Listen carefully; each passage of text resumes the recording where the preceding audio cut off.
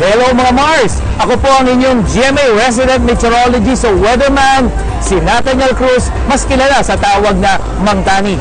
Welcome po dito sa aming Cyclone Resto Bar. Please!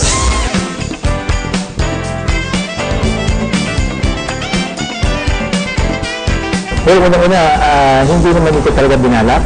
Pero nakita namin na lalong-lalo na dito sa Quezon City, ang isa sa mga booming businesses ay itong pagkakaroon ng resto bar. So pagkain, lalong-lalo na sa mga Pilipino. Marami kaming mga exotic dishes dito. Una yung papang kabayo. We call it papang horse latitude. At meron kami rito snowy kuhol o yung ginataang kuhol. Meron kami rito rin yung dust devil chicken. So yun yung isa sa, tapos we have pinakbet, and then itong aming isa sa mga pinagmamalaki, yung crispy pata kare-kare. Maliban po dun sa aming lugar, meron din kami isang maliit na kwarto rito. We call it ATV room. At ito yung mga gustong magkaroon ng private parties, yung sing-along, pwede sila rito, and it can accommodate mga 20 to 25 persons. And maliban sa masarap na pagkain, affordable at mura po yung aming pagkain dito.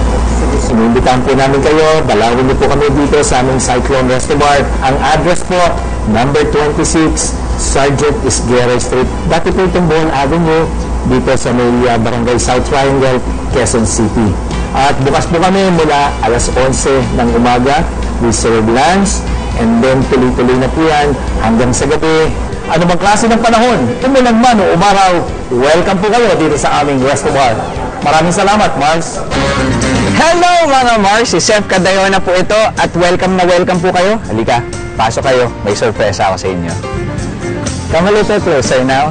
Yes. Come on, don't be shy.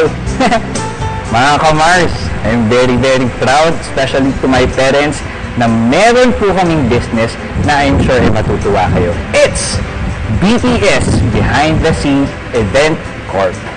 Ito yan.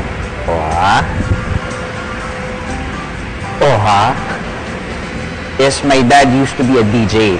And then, na-involved din siya sa lights and sound rentals. Nagkaroon din siya ng trabaho doon. And then, finally, this year, it happened na na-put up nila itong business na to. Kasi talaga, ito ang love ng dad ko is mag-provide tayo ng lights and sound sa mga events and sa mga, syempre, sa mga concerts.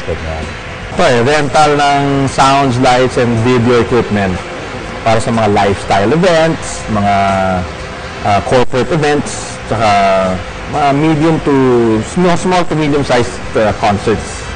Nagpo-provide kami ng mga technical support.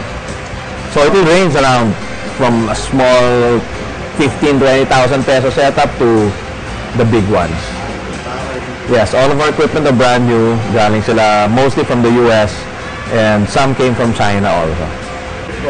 Mga ka-Mars, kung gusto nyo maging involved sa akin sa business namin, pwedeng nyo bisitahin ang website namin. It's www.btseventTech.com. And syempre, you can email us at info@btseventTech.com. And kung gusto niyo akong maka-text yung stepdad ko, ang boss namin, it's 0977-824-0627. You can look for Mr. Eric Manitis. Nandiyan pala kayo. Sorry. Na-daydream ako eh. Pero once again, mga ka-Mars, thank you very much sa pagbisita sa aking munting negosyo.